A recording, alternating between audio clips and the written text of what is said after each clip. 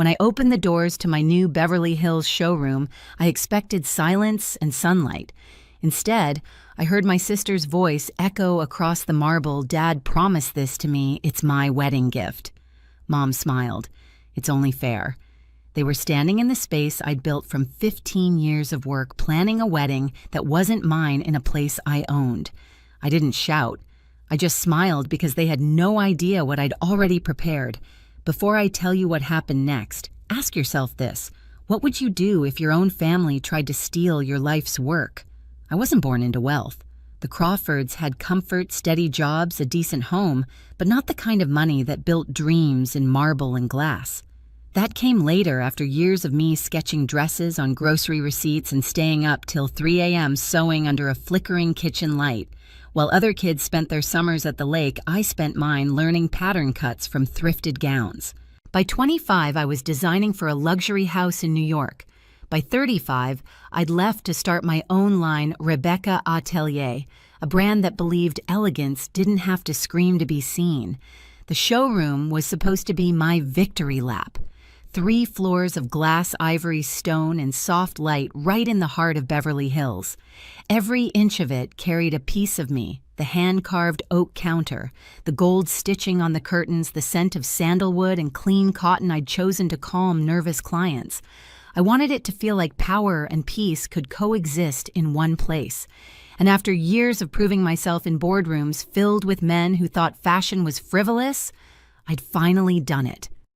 But family never let me stay in peace for long. Rachel, my younger sister, was the opposite of everything I'd had to become. Free-spirited, impulsive, always finding herself through new jobs and failed side hustles. Our parents treated her like glass. They said she just needed time, support, encouragement. Support usually meant my money, my contacts, my name on the lease she couldn't afford.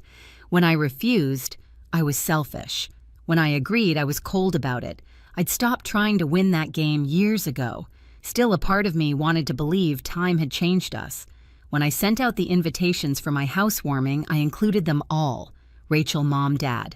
It wasn't about forgiveness. It was about closure. Maybe if they saw what I'd built, they'd finally understand that I wasn't the problem child. I was just the one who stopped waiting for approval. 2 weeks before the opening, I took my best friend Sarah to see the nearly finished showroom. She'd been with me since design school, the voice of reason when I lost myself in deadlines. "It's beautiful," she said, running her hand across the silk drape near the window. "Feels like you finally built something no one can take from you." I laughed a little too quickly. "Let's hope they don't try." Sarah smiled. "They will, you just won't let them win this time." Later that evening, I got a text from Mom. "Your sister's engagement dinner is next week. Hope you'll come, it's her big moment," I replied. Of course. Simple, polite, restrained, the way I'd learned to keep peace. She followed with, "You should see her designs. She's getting inspired by you." I froze. Designs? Mom sent a picture, a sketch of a wedding dress, delicate lace, elegant silhouette. It was good, too good, and the signature at the bottom, R. Crawford Atelier. I tried to convince myself it meant nothing. Maybe she was just playing around naming her Pinterest board. But deep down, something cold settled in my stomach. Rachel had always admired what I did. She'd also always believed admiration gave her access. That weekend, I stopped by our parents' house for Sunday lunch, hoping to clear the air before my event. The same house I'd grown up in, still smelling faintly of lemon polish and old carpet. Rachel was there laughing, showing Dad her phone. When she noticed me, her grin flickered but didn't fade. "Hey, superstar," she said, waving. "Guess what, I might launch my own mini collection." I smiled tightly. "That's ambitious." "Yeah, it's called R. Crawford Atelier." "Cool, right? Like a family legacy thing." Dad chuckled. "We think it's sweet she's following your path." "Sweet?" I asked. "Or confusing?" Rachel's tone sharpened. "Don't be territorial, Beck. You don't own creativity." Mom jumped in, voice sugar soft but cutting. "Rebecca, please don't make this into a competition. She looks up to you." And just like that, the familiar script replayed the one where I was too rigid, too proud, too something. When I left that afternoon, I sat in my car for 10 minutes staring at my reflection in the rearview mirror. The woman looking back at me wore calm like armor, but I could feel the storm building behind her eyes. I whispered to myself, boundaries aren't cruelty, they're survival. Then I started the engine. Over the next week, the tension thickened. Rachel posted sneak peeks of her upcoming bridal collection on Instagram, my designs recolored, renamed Stolen. I messaged her privately, "Take them down." She replied with a heart emoji.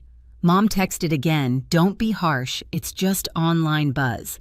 And Dad called laughing, "Let her dream, Beck. You can afford to share a little spotlight." Share. That word stung more than insult, because what they saw as sharing was erasing. 2 days before the housewarming, I stayed late at the showroom finalizing lighting tests. The city outside was wrapped in gold dusk. My reflection shimmered in the glass walls like a ghost haunting her own success. For a moment, I imagined the laughter of guests, the soft music, the clinking of glasses, the night I'd finally celebrate without apology. I didn't know that by morning, that dream would belong to someone else. The first warning came on a Tuesday morning. Sarah burst into my office holding her phone like it was evidence. "You need to see this," she said. On the screen was an Instagram reel my showroom filmed from the mezzanine, the same staircase I'd chosen for the runway preview. Rachel's voice narrated over upbeat music. "Big things coming soon. My own brand is finally taking shape. Can't wait to show you all where dreams become real." The caption read, "R. Crawford Atelier, opening soon." For a few seconds, I couldn't breathe. I watched myself, or relax. It's just PR. You get exposure, I get a little attention. Win-win. I stared at the message until my vision blurred. That night, I called my parents. Dad answered, his tone cheerful, like nothing was wrong. "Hey, champ, Rachel told us about her project. Isn't it exciting, Dad? She's using my studio, my designs." "Oh, come on, Beck. It's all family. No need to get territorial." Mom cut in. "You should be proud. You've inspired her." "Proud," I repeated. "She's impersonating me online." "Don't exaggerate," Mom sighed. "You're always so dramatic about business stuff." I hung up before I said something I couldn't take back. For days, I tried to drown it out to focus on fittings on the final details before the housewarming. But the whispers kept finding me. A client emailed, "Are you launching a bridal line?" A supplier asked. Should we redirect shipments to Rachel's address? Every message tightened the noose. On Friday, I found an envelope on my desk, no stamp just slid under the door. Inside was a printed proposal joint venture agreement. Rebecca Atelier K.R. Crawford Atelier. My name was there. My signature, too. Except it wasn't mine. I sank into the chair, the air gone from my lungs. I ran my finger along the forged signature, perfect strokes, practiced loops. Someone had taken their time. Sarah whispered, "She didn't just want attention. She's setting up something bigger." And I knew she was right. That evening, I drove to my parents' house. The sky was bruised purple, the kind of dusk that makes every streetlight feel colder. Rachel was there, curled on the couch, scrolling her phone. My parents sat nearby, pretending to watch TV. When I walked in, Rachel looked up, her smile tight. "You've been ignoring me." "I've been busy," I said flatly. "Busy undoing your mess." She rolled her eyes. "Don't be so dramatic. The paperwork was just a mock-up for investors, with my forged signature." She shrugged. "Technicalities." Dad's voice cut through the room, deep and measured. "Girls, this is not worth fighting over. Rachel's just trying to start her future. You've had yours." That sentence hit like a slap.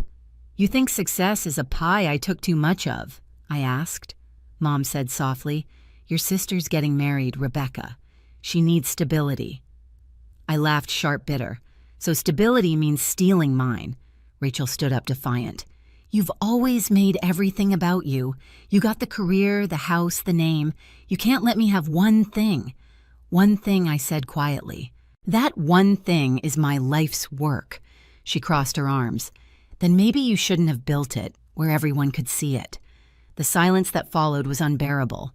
I left before the tears could show. Outside, the night air hit my face cold and metallic. I could hear my mother's muffled voice through the door, "She'll calm down." But they didn't understand. This wasn't rage. This was clarity. I finally saw them as they were a family that only loved me when I was useful. The next morning, I found Sarah waiting at the showroom. She'd already changed the locks. "You need boundaries, not apologies," she said simply. I nodded, still shaken. "Boundaries I can enforce." She smiled faintly. "Then start there." I walked through the showroom, running my hand along the marble counter. Everything smelled of lavender polish and fabric glue, my scent, my mark. Rachel wanted to claim this as her wedding gift, her stepping stone, but I had something stronger than sentiment. I had proof, and I was done staying quiet. The day before the housewarming, I drove to the showroom early. The air outside was sharp, the kind that makes every sound echo harder. From the parking lot, I could already hear voices inside, laughter, clinking glass, the soft hum of music. For a moment, I thought Sarah had arrived early with the event team. But when I opened the doors, the scent of fresh roses and champagne hit me first, followed by a voice that made my stomach drop. Rachel's. "White orchids across the main hall," she said, pointing toward the railing.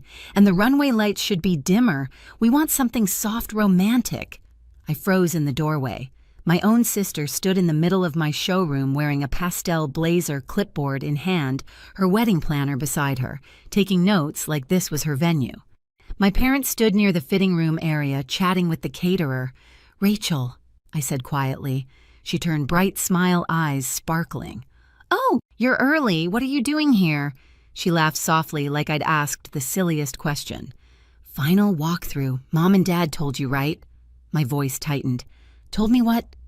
That this place?" She gestured around the chandeliers. "The ivory drapes, the marble floor still shining from yesterday's polish, is my wedding gift." Dad cleared his throat. Mom added gently, "It's only fair, Rebecca. You're always traveling, barely here. This space is perfect for her to start her life." For a long moment, I couldn't move. It was like the air had turned thick, too heavy to breathe. I looked at each of them, my family standing in the space I built, deciding its fate without me. "This isn't a gift," I said finally, voice calm but cold. "It's my property. Every bill, every permit, every inch of this place was built with my name on it." Rachel crossed her arms, tilting her head in that old pitying way she used to when we were kids. "You don't need it, Beck. You live alone. You already have everything. Why not let someone else have a chance for once?" "A chance," I repeated. "You mean my life's work?" Dad sighed, stepping closer. "Don't make this ugly. We're doing this for family. Rachel's wedding is a new beginning, and you're stable enough to start over. That's what family does, shares." I let out a small, humorless laugh. "Shares? That's what you call taking what doesn't belong to you," Rachel frowned, her voice rising. "You're being dramatic. You don't even understand how important this is to me. Connor and I cut her off. "Connor doesn't get to live in a showroom I designed with my blood and sweat." Her expression hardened. "You think you're better than everyone. Always have." Mom stepped forward, her voice sharp beneath the sweetness. "Rebecca, please stop this. You're ruining what should be a happy day." I stared at her, at the woman who'd once punished me for a dress Rachel lost. It was all the same story, just with higher stakes. Without another word, I walked to the side table, opened my laptop, and pulled up the ownership documents. My hands didn't shake. I turned the screen toward them. "See this? Every permit, every payment, every design registered under my name. No co-owner, no transfer." Dad's voice dropped low and stern. "You can't do this to your sister." I looked straight at him. "I'm not the one doing anything."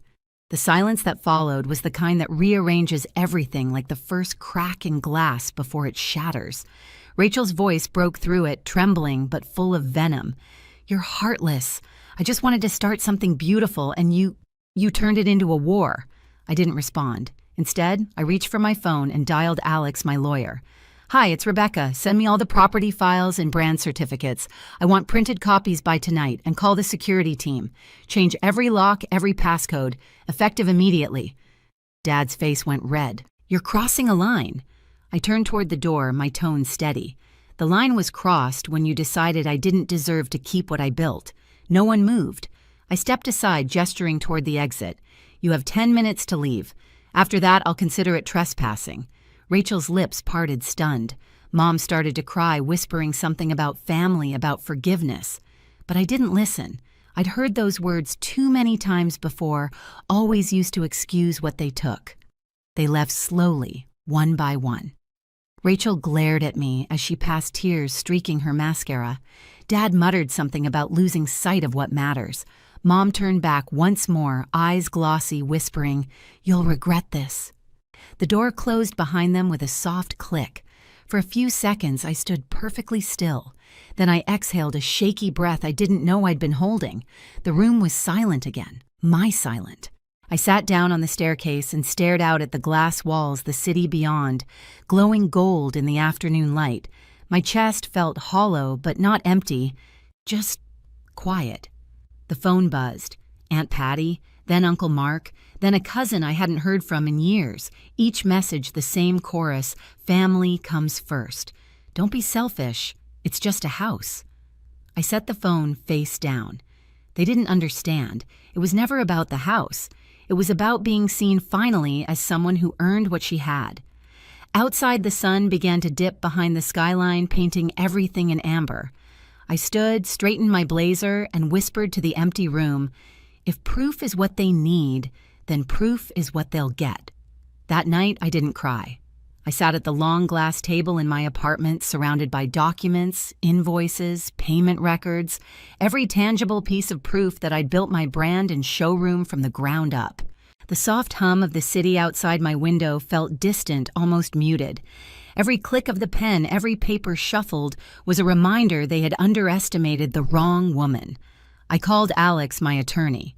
He picked up on the second ring, Rebecca. "They tried to take it," I said simply. "The showroom. My sister, my parents, they're calling it a wedding gift." He exhaled slowly. "You have the full documentation, every receipt, every signed contract, every transfer. Then we lock it down," he said. "I'll file immediate notice with the property board and register all current trademarks as pending legal protection. If they try to move anything, it'll flag." "Do it tonight," I said. After we hung up, I stayed there for a long time staring at the pile of evidence in front of me. Each page carried years of work, proof of survival, not privilege. My hands didn't shake anymore. They were steady, cold, focused. The next morning, I met Sarah at the showroom. She'd already changed the locks, installed biometric entry, and set up motion alerts. She held up her phone. "Security feeds running on a cloud backup now. You'll get an alert if anyone steps inside." I nodded. "Perfect." Sarah studied my face. "You okay? I'm not angry anymore," I said. "Just done." She smirked, recognizing the tone. "Good. Anger burns fast. Precision burns clean." For the next 3 days, I worked like nothing had happened. I reviewed designs, approved press invitations, double-checked lighting tests. But underneath every calm email, every phone call, I was building an invisible wall. When Alex called with updates, he sounded impressed. "The paperwork trail is airtight. You've even got brand registration history, payment transfers, tax filings. They can't touch it without exposing themselves. Keep everything ready," I told him. "If this turns ugly, I want the truth in writing before anyone starts rewriting it." It didn't take long. By Thursday, I started getting strange inquiries. A supplier asked if he should redirect fabric shipments to R. Crawford Atelier. Another email came from a small investor thanking me for the opportunity to join the expansion project. Attached was a scanned contract complete with my digital signature. It wasn't mine. I forwarded everything to Alex. "She's doing it again." He replied within minutes. "We'll include this under fraud documentation. Keep collecting. Don't confront her directly." But staying silent wasn't easy. Every part of me wanted to march to my parents' house, slam the fake contracts on the table, and scream. Instead, I printed everything, filed it neatly, and placed it in a folder labeled "For Court." That night, Sarah came over with takeout and 2 glasses of wine. She was one of the few people who didn't flinch when I went quiet.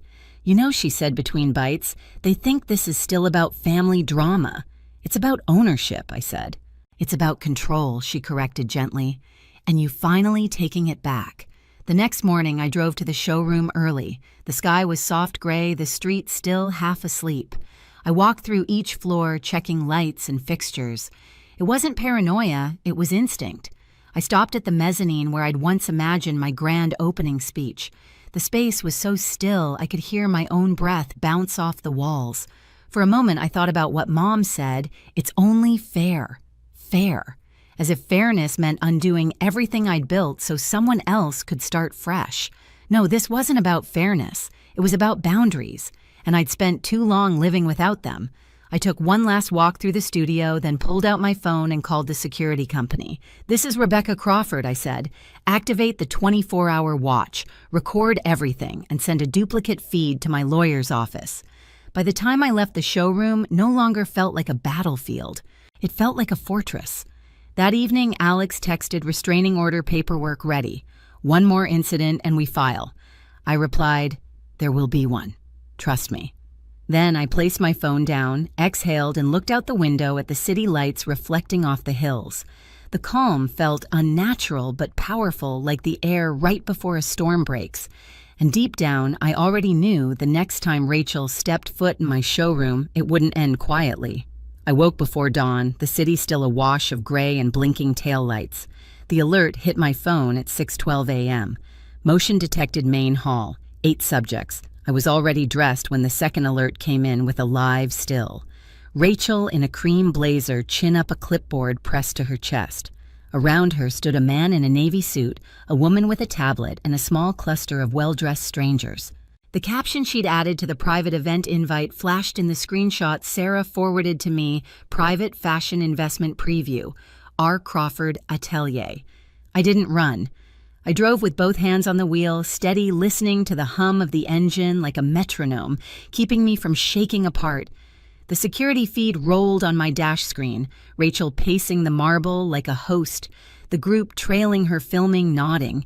She gestured toward the skylight, the mezzanine, the gold-stitched curtains, as if pointing to rooms in a childhood home. "Design is legacy," she was saying, voice bright. "Our first expansion will feature 3 locations. Early investors receive premium placement on our launch list. I smiled at the glass, humorless and small, the kind of smile that warns a storm is about to arrive. I parked a block away, took the folder from the passenger seat, and walked the rest of the distance with my heels hitting the pavement in even clicks. By the time I reached the door, I could hear applause drifting from the mezzanine. I keyed in the lock, accepting my print. The room smelled of lilies and new fabric, that clean electric scent of possibility. 8 heads turned as the doors closed softly behind me. Rachel's face flickered. Then she recovered. "There she is," she said, spreading her arms like we were partners on a stage. "Everyone meet Rebecca, my sister, the inspiration behind our brand." "Not our brand," I said. The man in navy extended a hand, half hesitant. "We were told this is a pre-launch walkthrough. It is—" Rachel cut in too fast. "A family venture." "We're let her finish," the woman with the tablet said, eyes narrowing as she studied me. I stepped forward slowly, heels whispering over the marble, and rested the folder on the display table. The morning before my housewarming, I said voice. Even I found my sister standing in my showroom. "She told me Dad promised this to me. It's my wedding gift." Mom nodded and said, "It's only fair." I didn't shout then. I don't need to shout now. Rachel laughed brittle. She looked at me, searching for soft ground. "She's overwhelmed. We all are." I lifted the first sheet and set it down. Lease agreement, my name alone. Next brand. Registration, dated, notarized. Next design licenses, payments, invoices. Each page slid across the glass with a quiet, certain sound. "I smiled," I said, lifting my gaze to the group because you had no idea what I'd already prepared. The woman with the tablet exhaled almost a laugh. "Those are hard copies. And here are the digital mirrors," I said, tapping my phone. "Time-stamped, backed up, and currently synced to my attorney and the financial investigator on this case." The man in navy looked at Rachel. "You said this was your brand." "It is." Rachel snapped, a tremor betraying her. "We're sisters." "We family doesn't equal ownership," I said quietly. "If someone forged my signature in any contract you received, consider this your warning to withdraw." A hush washed across the mezzanine. Even the AC felt like it lowered its voice. Rachel's smile hardened. "Rebecca, you can't do this in front of guests." "You did this in front of guests," I said. She took a step toward me, chin angling up like it used to when we were children, and she wanted the last piece of cake. "You have the career, you have the showroom, you have the name. Are you really going to deny me a chance at one day that feels like mine?" I looked at her. Not around her, not past her the way I always had to avoid the guilt in her eyes, but right at her. You didn't ask for a day. You brought a crowd to a life you didn't build. Don't be cruel, she said, voice breaking. Dad promised doesn't sign a lease, I said. She threw her hands up. You're impossible. The woman with the tablet cleared her throat. Ms. Crawford, Rebecca, are you filing legal action? I filed documentation the night your first emails hit my inbox, I said. If you've wired funds, your banks will contact you. If you haven't, walk away knowing you just saved yourselves a headache. The man in navy checked his phone. His expression changed. He leaned toward the woman, whispering. A moment later, both of them stepped back from Rachel a hair's breadth, like the ground near her had grown too hot. My mother's voice rose from the stairs, floating into the hall. Rebecca, this is embarrassing. Lower your voice. We can talk like adults. I am talking like an adult, I said, turning toward the steps. My parents appeared side by side, both dressed in their church-best gilt pressed flat beneath polite expressions. An adult whose name is on every paper in this building. Family should share, Dad said, jaw tight. Family should respect, I answered. Can we please avoid making a scene? Mom's smile was the kind that never reached her eyes. Investors don't like drama. Investors don't like fraud either, I said. On my phone, a banner flashed. Entry ping. Paul Ramsey. Seconds later, a knock sounded at the door below, and uniformed officers stepped inside with the financial investigator behind them, badge visible, hands calm and open. Ms. Rebecca Crawford, he asked, eyes lifting to meet mine. Yes, he looked at the group. We received a report of potential brand impersonation and forged contracts sent to investors. We'd like to ask a few questions and secure any materials related to the alleged solicitation. Rachel laughed a wild, breathless sound. This is ridiculous. We're family. The investigator's face didn't change. Fraud isn't less illegal because it's familiar. Paul, this is a misunderstanding, my mom said. We're discussing a wedding venue. In a registered commercial showroom, he noted, scanning the space where investment materials are being presented. The woman with the tablet lifted a folder from her bag and held it out to him. We received these last night. Digital signature bank details timeline. If it's not legitimate, I'd like to file a formal statement. Rachel reached for the folder. I caught her wrist midair, a gentle hold, nothing more than a pause. The way you still a curtain in a draft so it doesn't tear, don't I said quietly. She pulled back as if my touch had burned. Paul flipped through the documents, then looked at me. Do you have originals to compare? I tapped my folder. Copies and mirrored files on a secured drive. You'll also find camera footage from the past 2 weeks capturing multiple entries without permission. The feed synced to your office. Sarah appeared at the top of the stairs like a shadow stepping into light phone already in hand. And I'm the authorized secondary on the security system. I can transfer the footage now. Rachel's face went through 3 expressions in one breath. Defiance, fear, calculation, and before she steadied on appeal. Beck, please, she said, voice softening, reaching for a script that had saved her 100 times. We're sisters. I felt the weight of the word, the pull of it, how it had bound me into silence for years. I remembered the vintage dress I'd been punished for losing when I was 15, the late-night transfers to help cover her rent, the way Mom would whisper, "Don't make her feel small." I remembered all the times I'd swallowed my own voice to keep the peace. I know, I said. I know exactly what we are. The man in navy checked his phone again and looked at Rachel, then at me. I'll be withdrawing my interest, he said, voice crisp. The woman with the tablet nodded, already drafting an email. One by one, the others edged away, polite murmurs, averted eyes, the kind of quiet that only shows up when truth tilts the room. The lilies smelled sharper all of a sudden, like sweetness had curdled. Everyone, this is unnecessary, Dad said, voice rising. You're ruining your sister's future. She tried to start it with my name, I said. That's not a future, that's theft. Paul nodded to one of the officers who positioned himself at the base of the stairs. Ms. Rachel Crawford, I'll need you to come with us to answer some questions at the precinct. Rachel's mouth opened, then shut. She looked at Mom, then Dad, for a foothold that wasn't there. Mom reached for her hand. Dad didn't move. My sister's eyes met mine, glassy. You could have talked to me. I did, I said. You told me it was PR.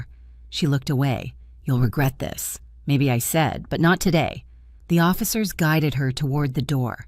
As she passed, she stopped in front of the table where the papers lay and glanced down at the pages, the signatures, the dates. For the first time that morning, she looked small. Their faces turned pale. The door closed behind them with a firm, final sound. The group dispersed in twos and threes, whispering shoes clicking on marble. Paul stayed reviewing a few more details with Sarah and me process chain of custody, who would contact whom next. It was all so calm, almost boring in its neatness. Mom lingered at the bottom of the stairs, hands folded, eyes shining with a fury she tried to disguise as concern. There were other ways, she said. You didn't have to humiliate us. I didn't humiliate you, I said. You did that the moment you walked into my place and treated it like a prize table. Dad finally spoke, voice tight as a knot. You always think you're better. No, I said. I think I'm finished apologizing for being competent. They left without hugging me, without touching anything. The lilies kept standing tall in their vases like they hadn't just witnessed a family fracture. Up on the mezzanine, I gathered the papers back into a neat stack. My hands remembered every line, every signature, like reading an old map of a place I'd built with my own feet. Sarah stepped beside me and bumped her shoulder lightly against mine. You okay? I'm steady, I said. And I was. Not calm exactly, not happy. Just steady, like a building that's already survived its first quake. Downstairs, a single light flickered as the system recalibrated after the door had opened and closed so many times. I watched the reflection of the city move along the glass, a slow ribbon of brightness that didn't ask permission to exist. Before we locked up, I walked to the center of the room and looked up at the skylight. It was the same view I'd shown 100 clients' skylight possibility. For years, I'd told women to claim the space they took up, to stop shrinking to make others comfortable. Today, I'd finally listened to my own advice. Let's send the full packet to Alex, I said. And then, let's get back to work. Sarah nodded. We still have a housewarming. Yes, I said, allowing myself the smallest smile. We do.